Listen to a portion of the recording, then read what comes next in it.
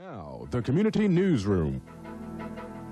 Good evening, I'm Staff Sergeant Michelle Clower. Welcome to the Community Newsroom. School lets out tomorrow, and while that's good news for the children, it means something else for adults. Staff Sergeant Tom Swanson has more. The Soesterberg Elementary School was in session today, with classes going on inside and other children playing outside. But tomorrow at 11 o'clock, students will board the buses for the last time this school year. The school, as well as the playground, will be vacant, which means children will be in other areas. Well, now you're going to have a lot of kids that will probably be out on the streets by the time you even leave to go to work. And then you're going to go home maybe on your lunch hour or after work, and you're going to have a group of children who are going to be playing in your V, on the streets, busying themselves on and off of the playground. This summer is also expected to be warmer than normal, so parents will need to ensure children take in plenty of fluids to help prevent heat exhaustion. It might behoove you to have that extra supply of water or condition your children now to come in and drink a liter of water per day, and tell them about the dangers of heat exhaustion and the dangers of getting sunburned. By the way, the first day of the next school year is August 30th. Champus is here to help you. Senior Airman Darren Wiley has more. The Civilian and Health Medical Program of the Uniformed Services, or Champus, protects active duty members and their dependents. Small clinics like Soesterberg's 32nd Fighter Group Clinic can't provide constant medical attention to members and their families. This is where local hospitals step up to provide services that are not provided on base. The Lichtenberg Hospital in Amersfoort is one of these hospitals. The Lichtenberg can take care of emergency situations on weekends and off-duty hours. Champus covers part of the cost for inpatient and outpatient care when family members use one of these facilities. The active duty members or the spouses don't have to pay any premium.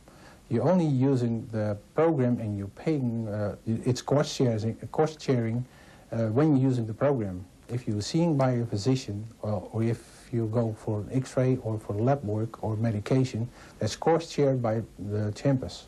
The key is that you share the bill.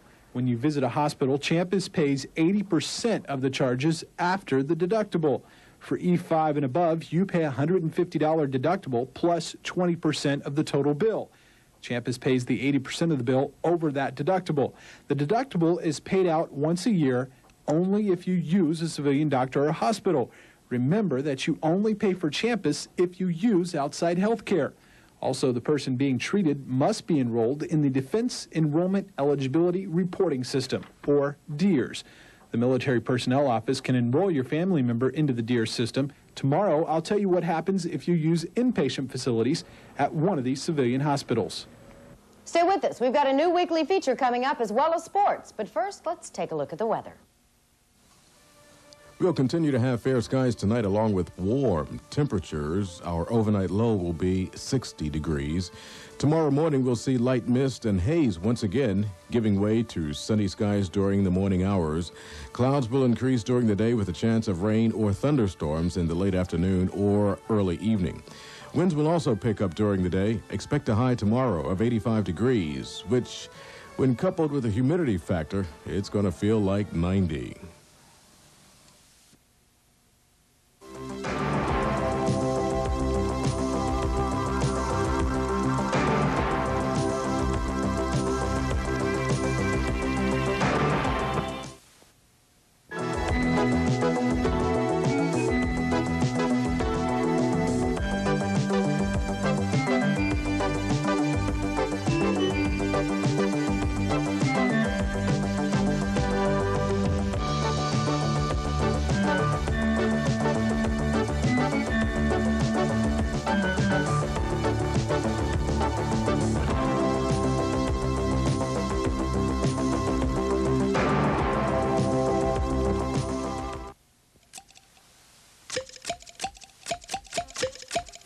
Wolfhounds at work.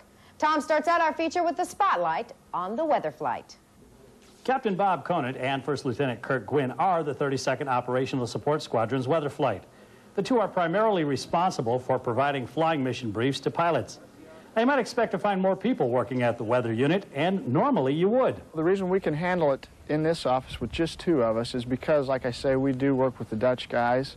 They have 2, 3, 4 forecasters at times there. Obviously, they rotate in and out, and they also have several observers down in the tower, so they actually do all the footwork as far as weather forecasting and observing goes. We are in a liaison position here. We pass their information on to our pilots. The Soesterberg Weather Duo are also unique for another reason. We are the most unique weather organization within the weather service of the Air Force because of our mission here. We're the only ones that sit within the fighter squadron itself, whereas other units, other weather units will sit in a separate building, completely separated, maybe a mile, 2 miles from the flying unit. This way we have much of a closer face-to-face contact with the pilots. Not only do they supply pilots with vital information, they also hit the airwaves several times a day, passing on the latest weather information to the Eagle FM listening audience. And the day before, and the day before. But it's better. It keeps getting better each day here. And so yesterday, what did we do? Maxed out at about 79 degrees here, vocal maxed out at about... Though their jobs keep them busy and the hours can be long at times, both men agree Soesterberg is a good assignment and both enjoy doing what they do. A shortened schedule only gave us 2 games on the diamond last night. Darren has those scores and also who's hitting tonight. Out on the diamond last night, there should have been 6 teams and 4 games, but one team was unable to make it, so only 2 games were played. You figure that one out, and while you're thinking, I'll throw the scores out. The scores for the first game: logistics maintenance flight rolled over COM 14-8. The security police locked down the clinic with the score 5-1. Tonight's action heats up with the intramural and extramural action. In the National League, it's MWRS against Headquarters. Then Rotterdam takes on Propulsion. After that, Rotterdam comes to the plate against Trans. In the extramural league, the Falcons step up against Supply, Vocal against the Independent Women, and then Vocal again against MWRS. We'll have those scores for you tomorrow night. That's it. That's all. I'm Senior Airman Darren Wiley, AFN Sports.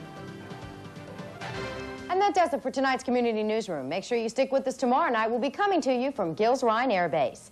On behalf of all of us here at TV 18, have a nice evening.